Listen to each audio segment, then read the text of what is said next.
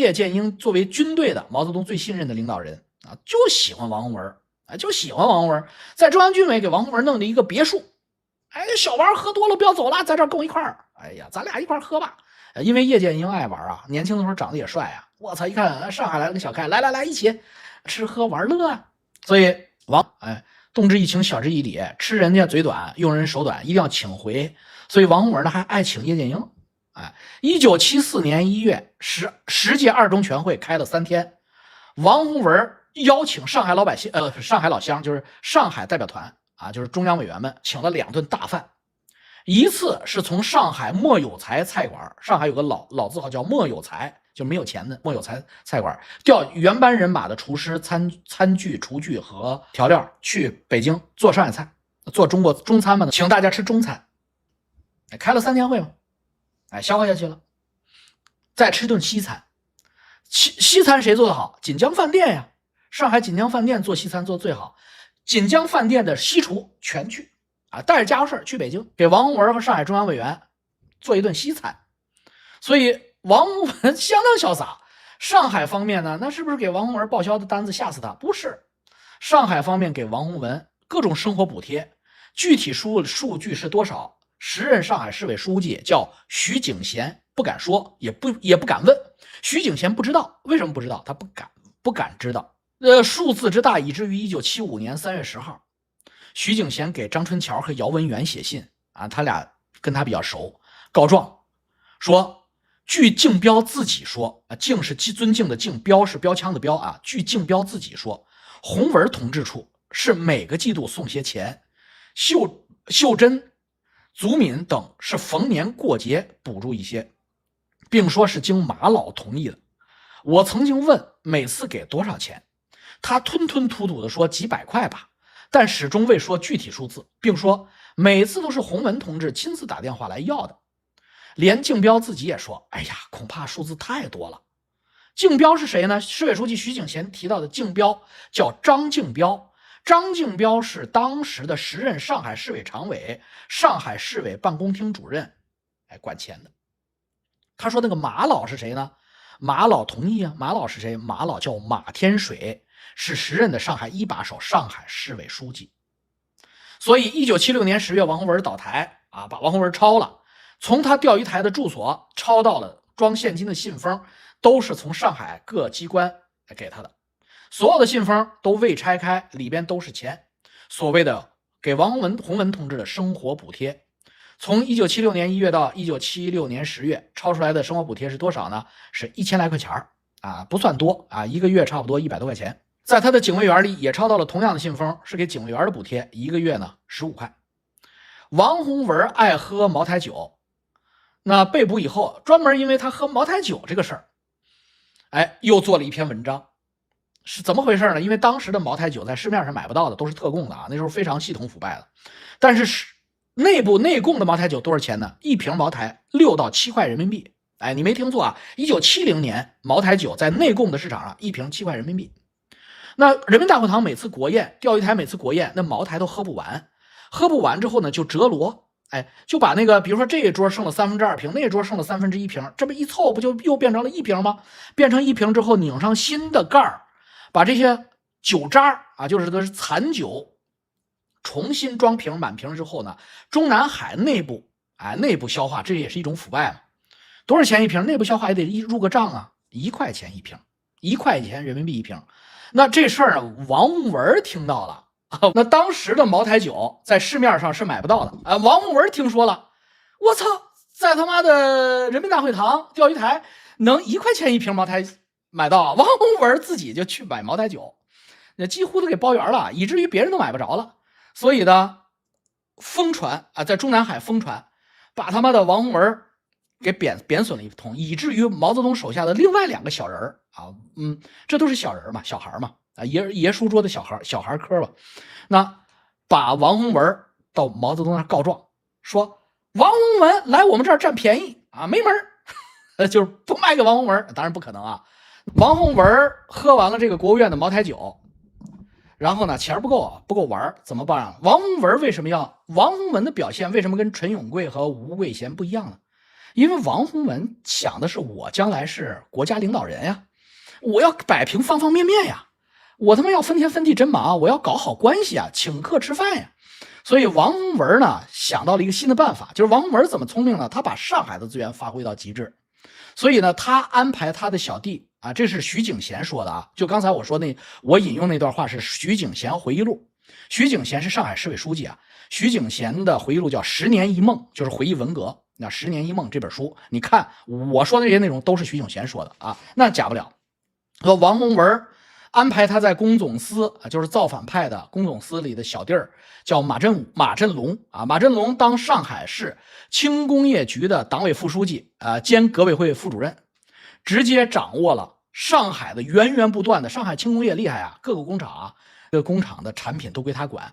所以马振龙负责源源不断的给王洪文输送上海的工业产品，吃喝玩乐，从中华香烟，大家知道红中华那是上海的中华香烟，上海酒烟厂，酒、糖、罐头，包括酒心巧克力啊，那时候都是洋货，酒心巧克力、手表、奶粉、照相机、打火机、收音机、电视机、设宴请客用的高级瓷器、高级玻璃器皿，全部送到北京，特供给王洪文。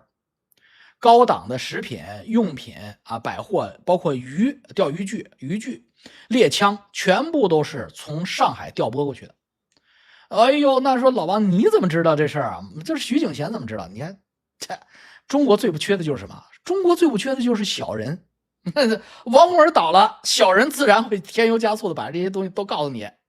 所以今天我们讲啊，所谓的王洪文啊、毛泽东不腐败，那你的局限性是局限在今天啊，比如说今天人吃不缺肉吃，所以说毛主席不腐败，因为毛主席最大的人生爱好就是吃个红烧肉啊，他天天吃红烧肉，他一个月能吃几个钱呀？那是你今天啊。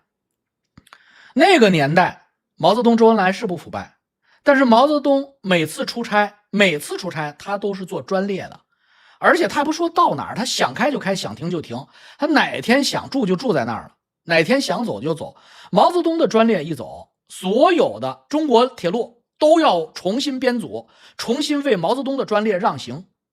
我问你，当时中国的主要运输货运都靠客运，都靠铁路啊，就毛主席出来这一趟，全国铁路重新调一次，沿着他那沿线重新动一次，你说是多少钱？大家知道毛泽东到哪儿不住酒店，毛泽东到哪儿都要住到一个行宫里边啊，庐山呀、北戴河呀、莲蓬山呀，都有他的这个所谓的别墅。各地为了欢迎毛主席来访，都修了所谓的行宫，有很多行宫毛主席根本就没去过，还有更多的行宫毛主席这一生只去过一次。所有的这些行宫都是按照中南海的装修标准建造装修，甚至都有人防公示，都是有3防标准的。我问你，在那个年代，这个算不算腐败？这花多少钱？文革期间，所有的文艺作品都不能自由出版，唯独毛泽东选集你必须买，咱们还收钱啊！毛选居然不是免费赠送，居然是收钱，稿费是要给他的。他死之前的稿费居然存了上亿人民币，你这不是腐败吗？你为什么不让别人卖书，只能买你的书啊？全国人民过得都不好，吃都是粗粮陈米，忍饥挨饿。援助其他国家，什么阿尔巴尼亚、越南，大手一挥，给阿尔巴尼亚全国修水泥碉堡，送飞机坦克。那水泥碉堡的标号之强，是中国国内都没有的，修的比厕所还密，比公共厕所还密。直到今天，你去欧洲阿尔巴尼亚旅游，还能到处看到毛主席给修的碉堡。加拿大援助中国的小麦，本来是给赈灾灾民用的，大笔一挥，毛泽东、周总理就转送给亚非拉小兄弟。唐山大地震活埋了很多人，面对全世界的救援需求，大手一挥，我们不需要。多少唐山灾民雪上加霜，多少人错过了救援的黄金时刻。什么叫腐败？不吃红烧肉不叫不腐败，堵不上腐败的漏洞，一个人独裁的这样的遍地是灾的体制才叫腐败。所以王洪文是小巫见大巫，王洪文的收集酒渣的行为跟毛主席和周恩来这种爷叔辈的这种系统性大腐败相比，王洪文还真不是腐败。王洪文是啥？贪小便宜，他不是腐败，他是占便宜，他是替人民群众解决一下中南海的制度漏洞问题。所以王洪文收集茅台渣，充其量来算是有权不用过期作废啊，能占一点便宜是一点占一点便宜，还是一个上海人、上海男人的节俭心态。所以，那么谁培养他？毛泽东他的一生为什么最终成为悲剧？毛泽东拔擢他，但毛泽东自己顾不上呢。毛泽东懒得管啊。毛泽东那游泳池很忙，要看书啊，在游泳池要看书啊，要跟张玉凤啊、孟锦云要切磋一下武艺，所以毛泽东要传播一下滴虫啊，做一下滴虫培养实验，所以他没有时间去培养王洪文，他交给周恩来和叶剑英培养。我一说这句话，你们就知道完了，因为周恩来和叶剑英、毛泽东这都是爷叔辈的，这爷叔辈这桌吃饭，只有一个爷叔把你请上这桌，然后他就走了。那剩下的爷叔说话，你在这儿唠小孩嗑，你能有什么好下场吗？所以呢，叶剑英和周恩来同志很快的就发现了他的问题啊，并且把这问题巧妙的告诉了毛泽东同志。发生了什么问题呢？王洪文喜欢钓鱼、打猎、喝酒。钓鱼打猎他喜欢玩，他不读书。那这事儿怎么来的呢？就是王洪文一个上海保安，到了北京中南海之后，谁告诉他你没听错啊，中南海里边钓鱼。中南海里边钓鱼多呀，没人敢钓呀。你想谁他妈敢去中南海里钓鱼去啊？所以中南海里的鲫子、李子、莲子，它不长得很肥啊。谁告诉他的呢？这事儿谁带着我们未来的太子爷去他妈嫖娼了呢？八大胡同啊，谁带太子去玩呢？聪明的你们想一想，是周总理还是叶剑英呢？肯定是真的呀！我讲这些所谓的这些杂史，这真实度远远超过中共的官方历史啊！我告诉你们是谁啊？又是我们穿越者叶剑英同志，因为叶剑英同志就爱玩啊，所以呢，叶剑英老请王洪文玩，就是叶剑英教王洪文手把手教给王洪文在中南海钓鱼。哎呀，王洪文好开心，在中南海出门就能钓鱼，太好玩了。然后叶帅说：“这算什么好玩？我再教你玩啊！”然后玩什么呢？打猎。我操，去北京京郊打猎去，昌平山里边到处都是猎物。我操，别人没枪啊，老百姓没枪啊，叶帅有啊。王洪文带着枪打猎，哎呀，这个步枪不好使，有没有一猎枪啊？一会儿这又是个梗啊！王洪文去上海，让他的上海小弟发动上海工业力量，复刻美国、英国的最新款猎枪去了，我带瞄准镜呢，操！要跟叶帅俩人打兔子，好玩啊！军委给王洪文专门一个小楼独楼，就是干嘛玩就这么说任性啊！就是今天这一段中南海往事比看正史还带劲儿。我跟你们说的全是真事儿啊！我真不骗你们，这些细节都在张春桥写的1949及其后啊。张春桥不是张春桥写的，张春桥1949及其后这篇文章里边啊，你都能看到啊，这都是有书目索引的啊。所以玩啊，那小楼里边说老王，那小楼里边难道叶帅跟王洪文晚上喝多了以后就是俩人搞基吗？放屁，一派胡言！叶帅不是同性恋。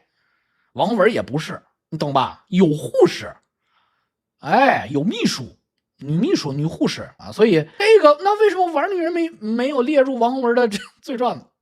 叶帅跟他一块干的，所以这事儿就是不提了啊，不提了。所以王洪文呢，就是当然他老婆没带到北京去，王洪文老婆一直在上海。王洪文也没有离婚，但是王洪文在中南海多姿多彩和中央军委多姿多彩的人生里边，就唯独没有女人这一块。我问你啊，就看完老王这么多年视频呢，一切都是按照逻辑推演。王洪文爱玩，王洪文爱看小电影，爱打猎，爱喝茅台，爱他妈照相，还爱照相。我操，这懂文学爱音乐，简直是太爱玩。就是说王洪文没有女人，你们信吗？王洪文在北京没玩女人，你们信吗？如果你们信，那你们是不是小孩吧？王洪文如果是小孩科，你就是小孩科里边那个他妈不会擦屁股小孩科了吧？那为什么在王洪文连篇累牍的罪状中，就没有王洪文玩女人的罪状呢？就是逻辑推演，我没有任何证据啊，因为带着他玩女人的，跟他一块玩的那个，咱们比赛啊，咱们俩骑马，咱哥俩好啊，我操，一起扛枪打猎啊。一起同窗读书啊，读毛选啊，一起他妈的对吧？一起这个不能提，要提的话他就说了，那我是干了，他旁边是谁？我们两个2匹白马，一人驾1匹白马，那完了，这玩意儿笔录是录还是不录的？所以这个事儿就没有啊。王洪文没有女人啊，大家是正史啊，搁我这儿野史，王洪文跟叶帅一起玩女人啊。所以叶帅当然牛逼死了，叶帅肯定不玩女人呐啊，所以那王洪文就只好也不玩女人了。好了，叶帅天天夜宴啊，这真是夜宴啊，夜宴，老叶天天在北京中央军委夜宴王洪文，巴结王洪文。王洪文将来想为了得到他们支持啊，我有朝一日荣登大宝，那军队听叶帅的呀，那主席都那么尊敬他呀，那我也得跟叶帅搞好关系，叶帅请我喝请我玩，那是自己人，我不能不去啊。哎，他就去了，茅台灌醉，王洪文去那儿晚上过夜，天天这么干啊。对这些王洪文看不明白，张春桥是看得清清楚楚。张春桥一直在劝王洪文千万不要上叶剑英的当，叶剑英拉你喝酒，绝必是要害你，酒后失言，酒后失态，他有个小本本，参你一本如何？王洪文根本不信，小人之心啊！叶大哥跟我操，我们俩相当快乐呀。再说了，他参我，他自己在里边一块弄啊。所以没想到，王洪文万没想到的是，叶剑英同志啊，叶帅，爷叔，果然把他林林总总的小表现都向毛主席做了详细的汇报。在毛主席心里造成了王洪文是一个不堪培养的纨绔子弟的印象。毛泽东同志非常失望的感慨啊，这也是有正史记载的。在这本书的第792页，毛泽东当时说：“钓鱼台无鱼可钓，很生气啊。”然后更具有讽刺意义的是啊，后来王洪文倒台了，在叶剑英和华国锋主政中央，就是邓小平还没复出的这一段时间里，收集四人帮的大量的罪证文件里边，作为新生资产阶级腐败分子王洪文的罪证最为丰富详实啊！一会儿我给大家念念，老详实了，我操，足以证明王洪文在全国人民勒紧裤腰带过日子的时候，大量的贪污公款，侵吞挥霍国家财富。叶剑英这么做是一箭三雕啊！为什么我特别佩服叶帅一箭三雕啊？第一雕，王洪文对他感激涕零啊，王洪文确实也对他感激涕零。如有一日王洪文如登大宝，那叶剑英就是从龙护驾首功啊！叶剑英乃是他妈的从龙之功，所以这是第一雕，王洪文上。第二雕，拉拢王洪文，破坏王洪文和张春桥、江青的关系，使自己在政治局里边的发言权更大。王洪文站自己那边，巩固自己现在的政治权利。三雕，在毛泽东那儿吹小风，打王洪文将来接班不成的伏笔。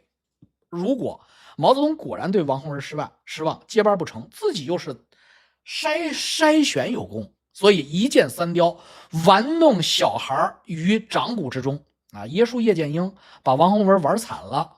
王洪文被抓以后，在秦城监狱的时候，曾经对着张春桥的囚室大喊：“我错了，我错了！张春桥大哥，我错了！”就是反应过来，当年告诉你别跟他扯，你非得跟他扯，你现在知道错了。所以呢，这话传到毛主席那儿，毛主席很生气。毛主席心想：我他妈当你是刘备，我当你是刘秀培养，没想到你他妈是成了个刘盆子，我操！所以王洪文呢，毛主席就让他读古书啊，读《资治通鉴》呀，读什么《史记》呀，《后汉书》啊。然后毛主席让他读《刘盆子传》。刘盆子什么人是刘盆子啊？叶帅不讲武德，叶帅是穿越来的啊，他从来不讲武德的啊。叶帅从来不讲武德，我跟你们讲过一期叶剑英，等我哪天拿出来再讲一期，老厉害了这个人，我操，这个人就是每次都赌对，两头赌，每次都能梭哈赌大铺。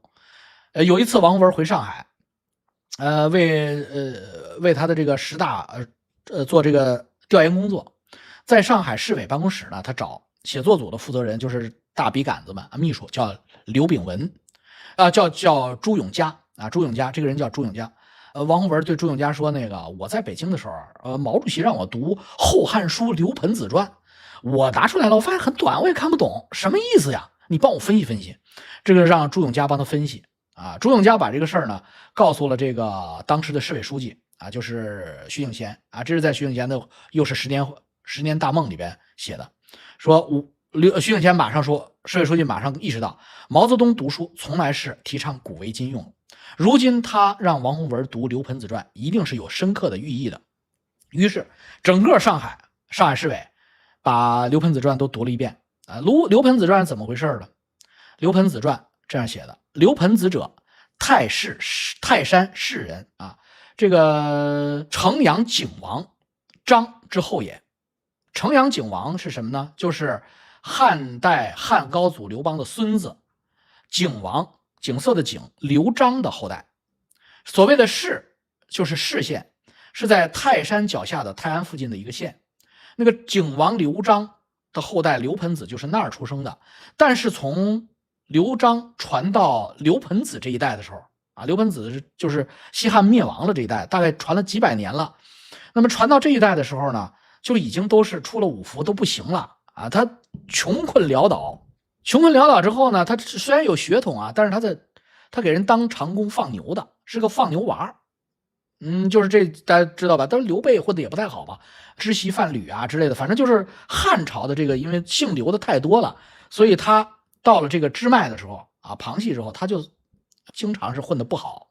那么到了新莽末年，就是王莽篡政之后，出现了赤眉之乱啊，赤眉农民军起义，赤眉军有一个山东琅琊人叫樊崇啊，樊无稽的樊，崇文门的崇，樊崇起兵于莒，那字念莒啊。一个莒也是山东的地名，起兵于莒，西攻长安啊，就往西打，奔长安去了，奔西安去了。那么他的部下呢，樊崇没有文化，他部下呢有文人啊，有做过县吏的啊，文人就给他出主意，说你啊，咱起义啊一定要有名分，咱得立一个姓刘的当皇上啊，这样的话咱能赢啊，就师出有名，号令天下。于是赤眉军就在，因为赤眉军是山东起来的呀，山东的王就景王刘璋啊，刘璋在山东当时有70多个后代，哎呀，他都找出来，哎，哪个验血啊？看谁跟刘璋近啊？就是一查，刘盆子、刘茂、刘孝3个人跟刘璋的 DNA 最为接近啊，所以呢，3个里边选一个。那让谁当皇上呢？那他赤眉军一帮大老粗啊，大老粗想的很简单，哎呀，他们仨，哎呀，跟靖王一样近啊，那谁当皇上嘞？我操，抓阄啊，就是3个人抓阄，哎，抓阄，刘盆子抓上一个上将军，剩下2个都是空白，这个上将军就牛逼啊，所以刘盆子那一年15岁，刘盆子就被赤眉军推为皇帝，哎，刘盆子就这么来的，他妈昨天还在放牛。忽然啪给我架起来了，我操，就穿上黄袍了，重臣啊，摩顶礼拜了之后，因为赤眉军都是一群大老粗，又没仗可打，就又都玩去了。我这货呢，自己饿得慌啊，自己怎么办呢？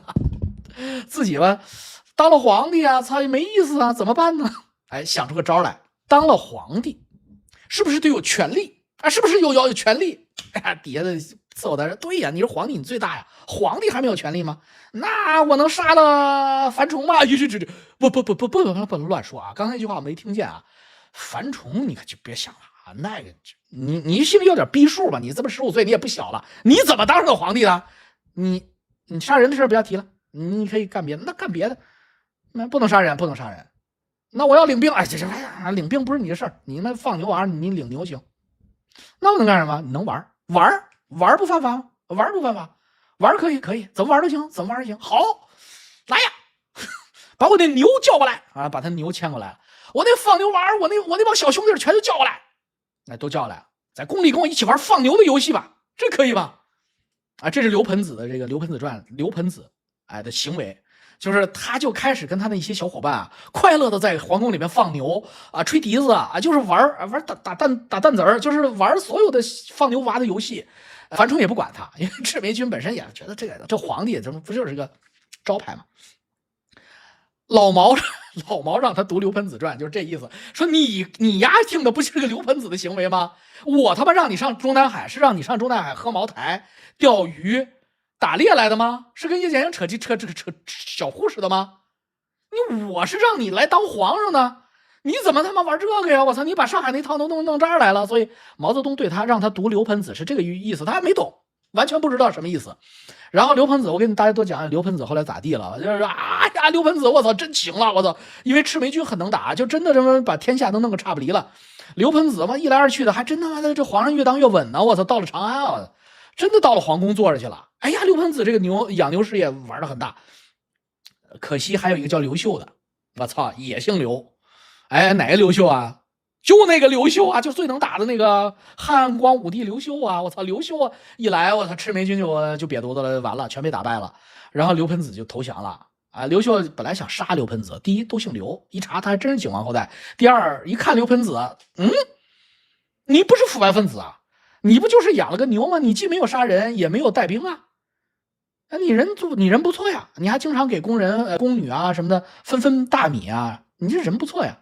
就没杀他，所以刘盆子最后就是还不错啊，刘盆子还不错，就是善终，因为刘秀是个明白的皇帝吧，刘秀是个好人啊。这个故事也告诉我们，刘秀的道德品质是要比叶剑英、华国锋和邓小平同志要高一个层次的啊。就是王洪文是没有必要往死里整他的，因为他就是刘盆子，你看最后给他弄到上海，就给弄个退休干部就得了，哎，不行啊，所以怎么不行呢？怎么抓的王洪文啊？我念念汪东兴回忆录。